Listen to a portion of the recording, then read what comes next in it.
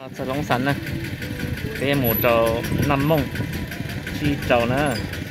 đây là bây giờ lông sắn, ít lên mà chỉ cái mù này,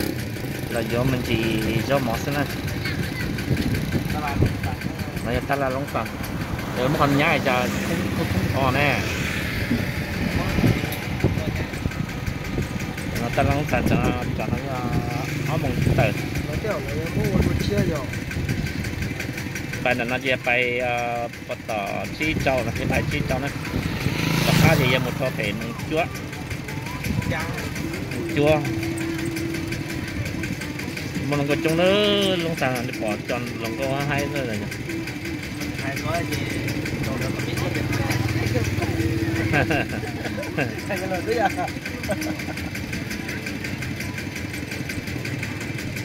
มาไปจุดท่าไม่แต่ไปยังเขาซื้อthì cái tên là cái tên một trò 5 mông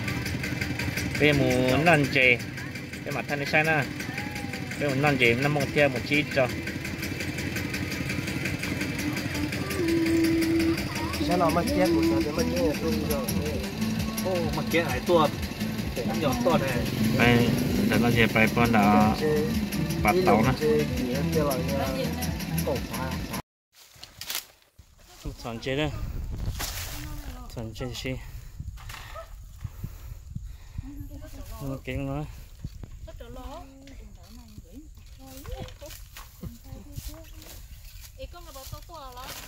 ชิปอนะจีน่าต้องแค่จะตามดเท่าต่อใช่หรอแต่หมดสอนเจนะมอฟ้าหรอสักชั้นนะ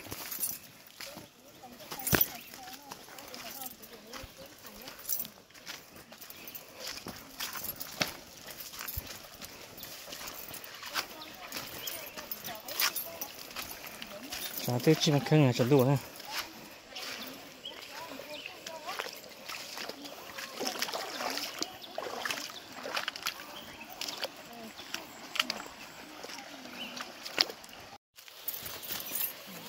全这桌是吧？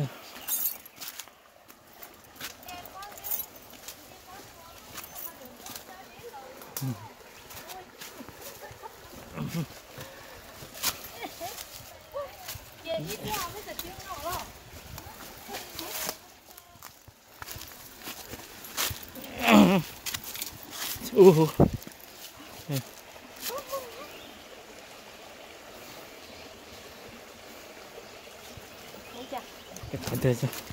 那叫他刀，不然怎么乱接呢？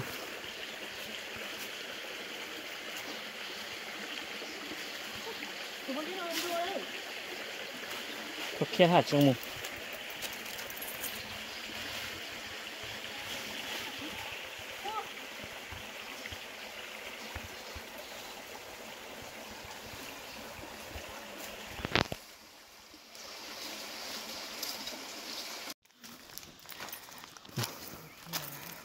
ตัวน้องชาเขียนชาเถอะใช่ไหม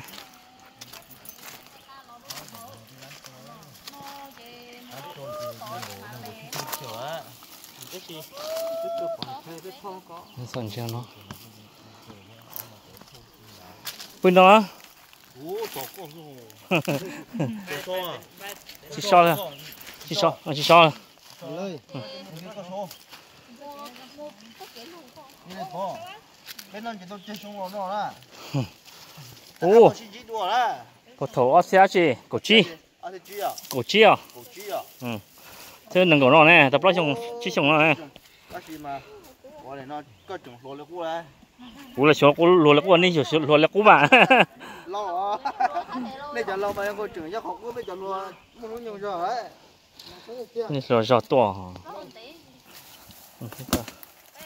cái tao kế này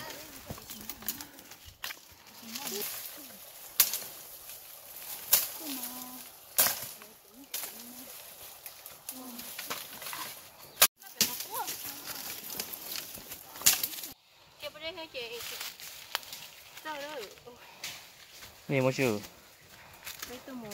สตรีทตอนนั้นเจ๋งไปเอาไปนี่เลย Mau chuyển tới đây chứ một cái mù nữa.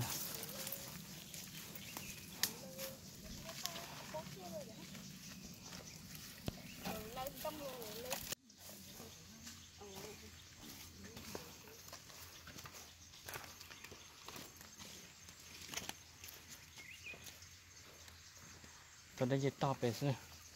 chỉ kia đủ vào nữa, chỉ lại họ nữa, chỉ biết là một số con đau giò thế, cái số bố bị trống cứng ở bên này.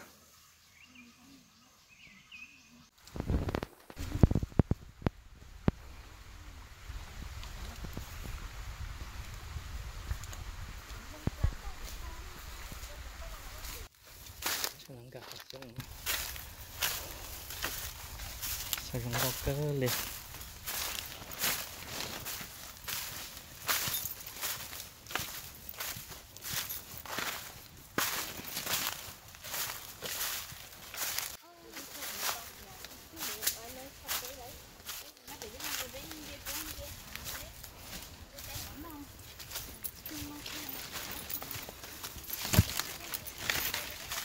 Anh lấy dây to xem. Cái đến lương trên thế nào chứ hả? Yêu đã tập cái đi đuổi hello.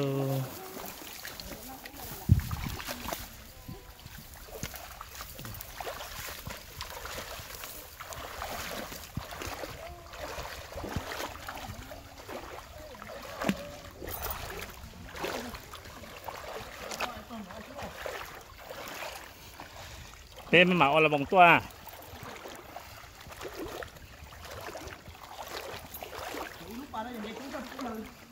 No.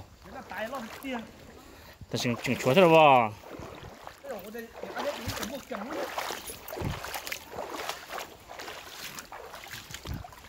Hiệp phát tăng sống. Là bao nhiêu sống? Nói cái lúc chạy chỗ đây sân bài. Cả lúc nè. Cái là cái ly tôi thế à? Cả lúc thay cắt thôi ha. Cả lúc thôi. Cái là lúc thay thôi. Của lúc cũng thay lò chỉ cả chỉ lấy tôi là ô. Cái bộ tôi thọt được khỏi đấy tí mà. Ở thế nhá, tí ra tí cho bé đấy. Hả? Hả khỏi thế? Có tí quả cho khỏi đấy tí không? Chỉ nữa. Chẳng nó.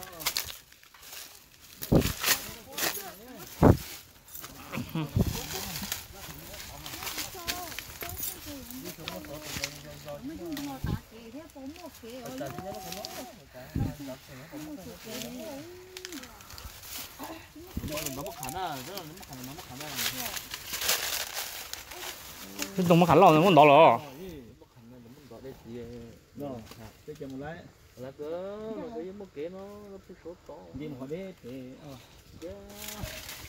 Cái gì phan nào số nữa. Gì phan nào số nữa. Muốn gì nữa nào. Em một cái hành chế to hết tiêu mà.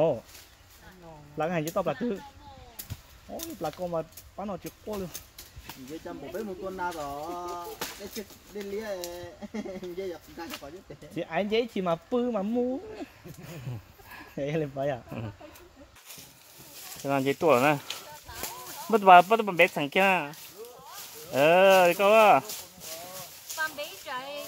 nóng tí cho nó. Thằng này có to nè, thằng khó cơ nè, tắt á. Gì nữa? Kìa, chị ý sao?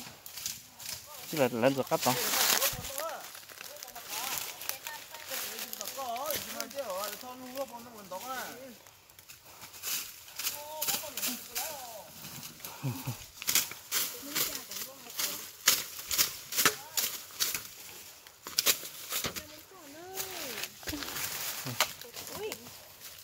Cái cổ trong khóa cái bạch ta nó to nữa.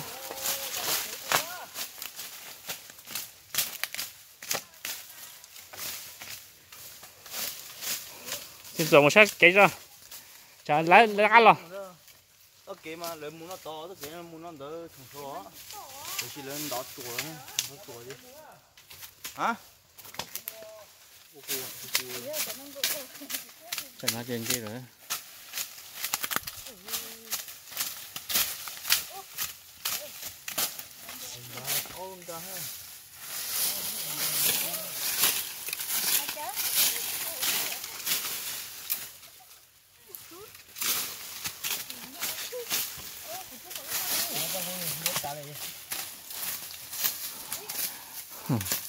Muốn chơi được không?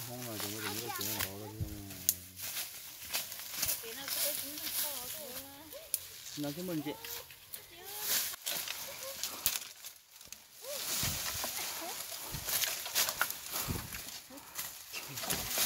chẳng ai từng bé này từng gì khổ kế đâu phải số lo cho phải anh đi tôi chơi như vậy này mua cho sao nhưng mà lúc bạn có bị mà chó thằng lúc kia cái là cái mình phải thấy cái cái mà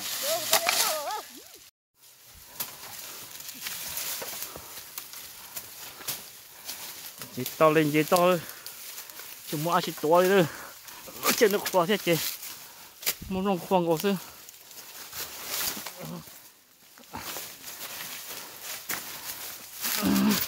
cái đó kia rồi bộ to thế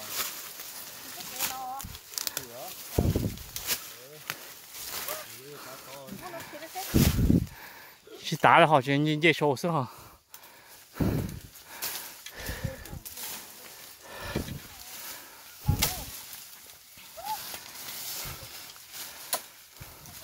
trong học con nó muốn gì sữa rồi muốn cái muốn cái kia mà muốn cái sữa rồi bây giờ mình thôi ta ta thế bảo trồng bảo thu để nó Cháu bảo mông bảo vui lúc học kia thế nó in đi nó sư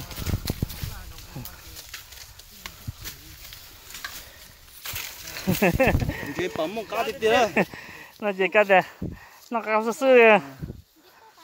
cá thì tê chân chế nó lúc tiền sản là bản mông vậy tôi nó chỉ tao bản mông ơi bản mông nhất bản mông nhất tao xem mà thì nó thì cho cá rồi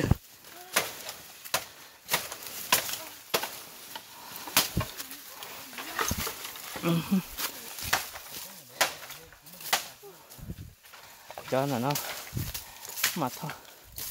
đi học kế rú tôi xem chỉ mua chỉ多了thế nào bao giờ khó khăn chỉ mua chỉ多了làm sao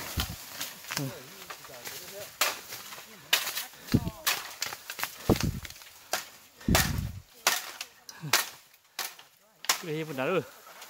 cái này phần đặc hả đơn giản现在这只想找狗，只找那了。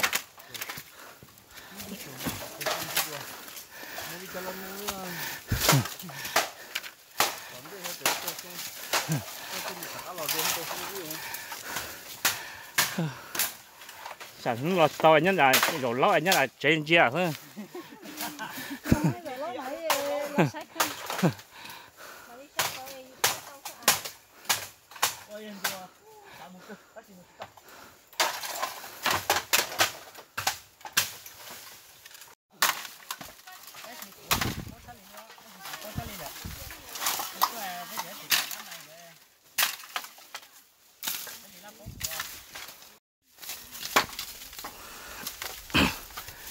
Một số in đặt trong sân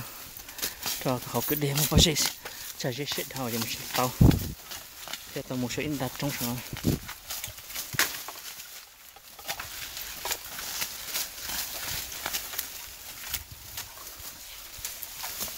trong phát tài sơ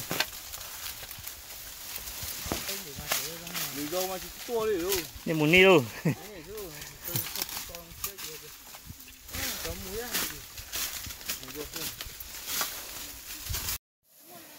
cái đây bé này bố hậu nữa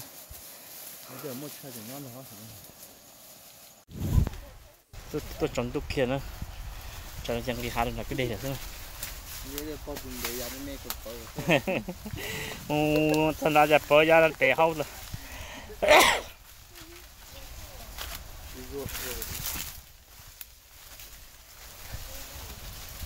chỗ đá mà tô xong đấy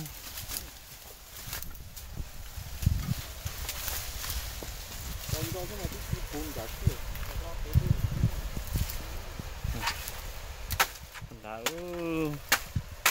không tha đâu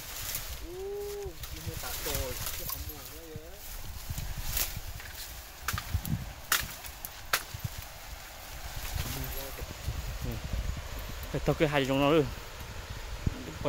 bây giờ chút xe bỏ luôn chút xe nó luôn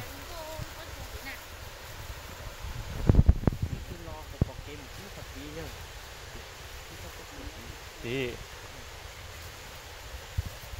cho nó cho tụi nó chỉ mong trong mong nữa cho nó tốt sao tốt sao cái chuyện là tên bài hạt đây là sao cho nó trong tủ nữa tôi bắt thầu prom mong tôi cho nó trong một khung nữa tôi cho nó trong một khung để trong tôi chỉ là xem mong trong tủ nữa bây giờ cái tim nó ngộ để bắt thầu rong luôn nè để hạt rong là người em trong một chế luôn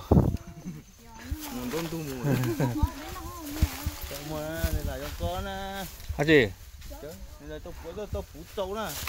xin đá xem mà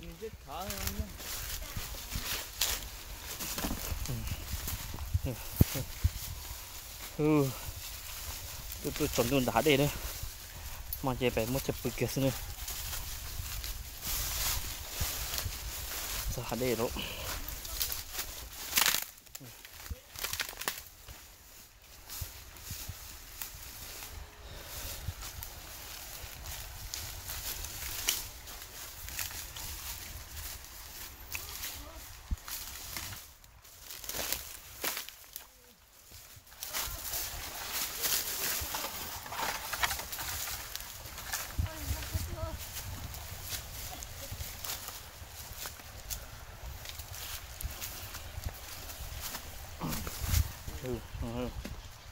sao rồi tôi sống bài sao cho sống thì bạt thì sống bạt gì làm đó sống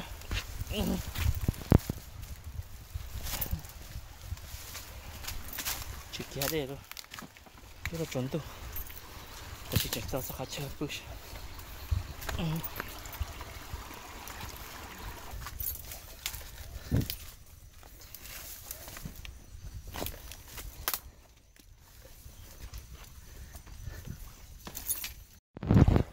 để lo cho cái đề này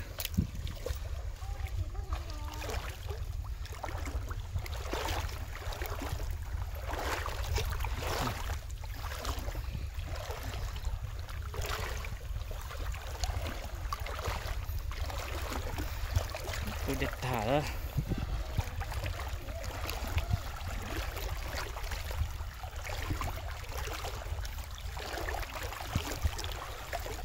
chọn tu rồi máu rất là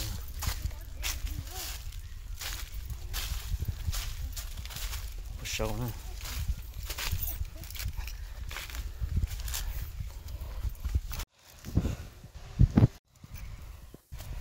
sang trên chỉ cho chùa thôi sao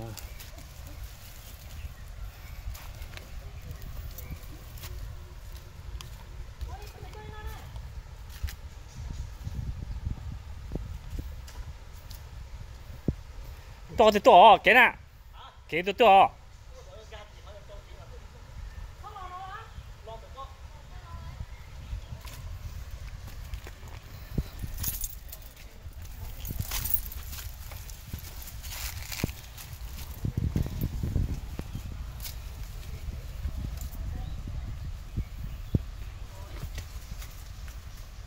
máu sao nào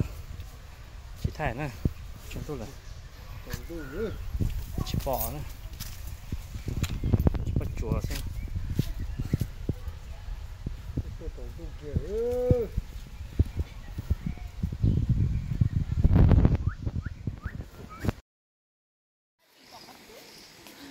bên một sợi dây trống đu mà lọt ra bám mông lên này cái gì bám mông non nữa cá cỡ này ít nát thì nó mà cho nó sáng ít nát là bà mông thế bà sòng có xưa nhưng còn là chân đó nó chân tu chả thấy giờ bà chân mông rồi nữa thấy chân mông quá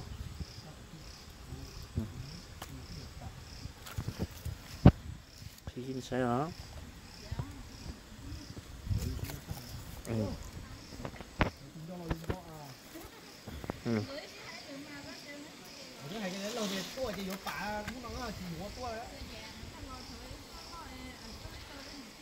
thìจะแบบมึงผสมซื้อยันเตาติดจริงนะ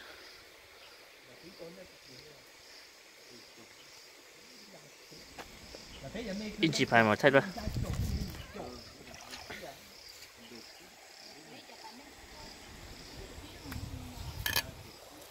ปืนตัวเด้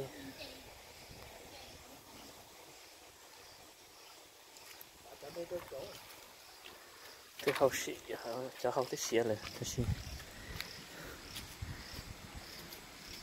chỉ thấy ít cho mặt thay thôi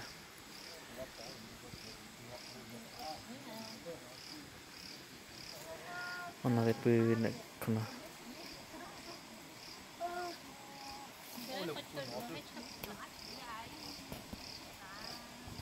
cỏ vô nó nhiều độ đi 1,2 mà leo nữa chả biết có im mông nữa phải chỉ ta nữa có im mông thế à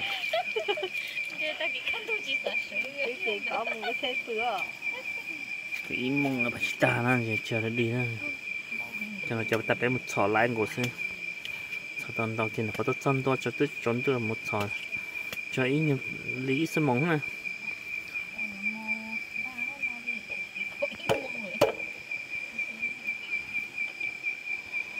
bà mông thì bà sống cái tròn gì khác mình ai làm gì khác chứ bé có khổ xíu thôi khổ lọt chơi hồ được cái gì cái khổ tôn nó gì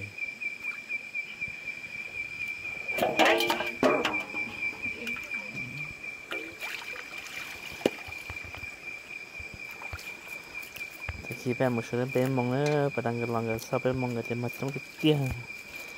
khi anh chơi mình sẽ là đợi bé mong bé chọn tôi bé cho mong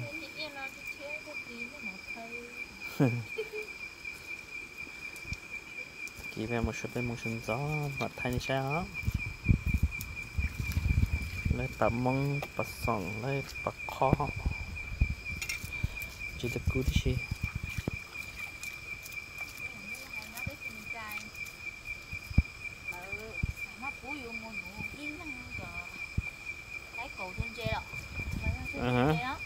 ý là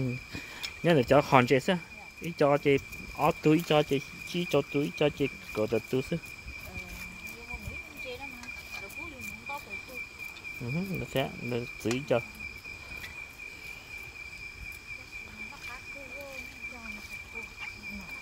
chút phê chẳng ta những cái chỉ sẵn nọ yeah này nhớ đây chỉ hú giờ đây chờ đây ta xíu là đây giờ nâng chơi chống nhau chỉ đây thì cái này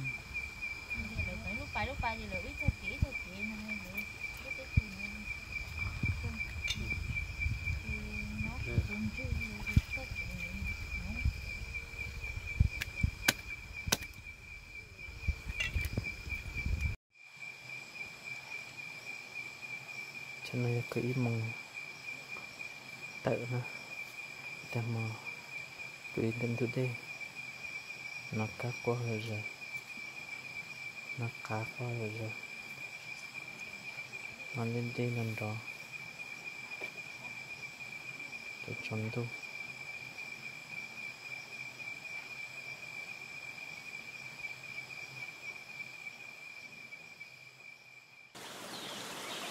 khi nó sinh cho nó vào đây đó nó cái to hai đây trốn đủ cái cơm mong cái thật bằng gì đọc từ thế cái alam mong kia thì là một số cho nó nâng quay rồi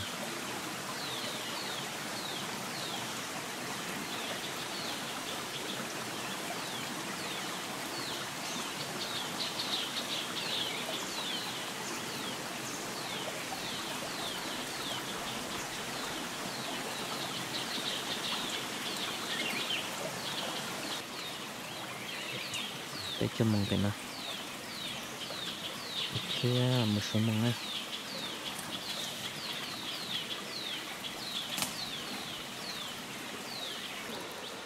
bên mong sẽ phải mang gì đó mà thế sao để chỉ mang đau lên mà cho nó lo à xí lần của xí thôi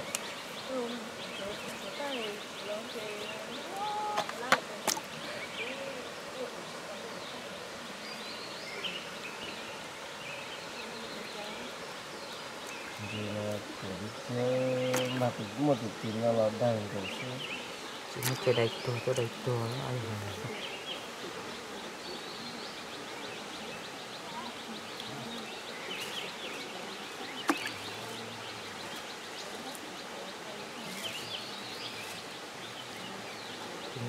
không đi chào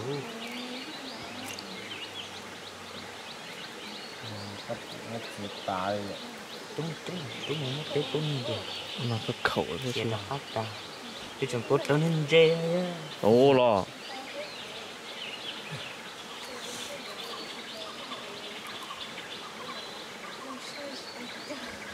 nó chỉ